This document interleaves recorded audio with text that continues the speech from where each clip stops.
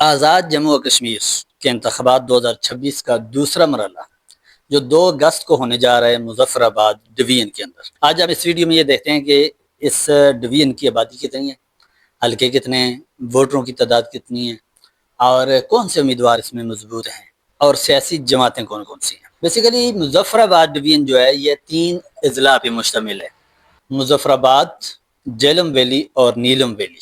2017 کی مردم شماری کے مطابق اس حلقے کی، اس ڈویژن کی آبادی جو ہے وہ تقریباً 10,72,000 ہے۔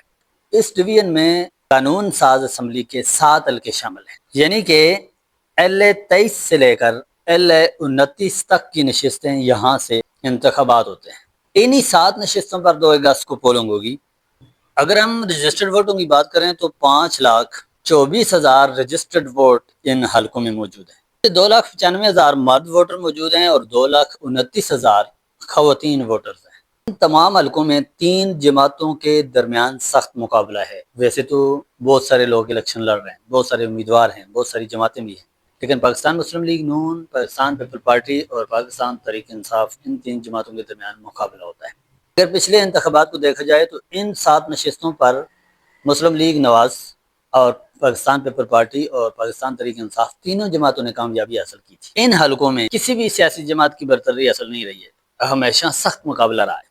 اب سیاسی مبصرین کیا کہتے ہیں کہ جو چکار کا حلقہ ہے، راجہ فاروق حیدر جو سابقہ وزیر اعظم بھی رہ چکے ہیں، یہ ایک مضبوط امیدوار ہے، جبکہ مظفر آباد شہر، پٹکا، واڑہ، لیپا، اچھرات اور نیلم ویلی کے حلقوں میں مسلم لیگ نون اور PP کے درمیان مقابلہ ہے اور تحریک انصاف بھی اچھی خاصی پوزیشن رکھتی ہے۔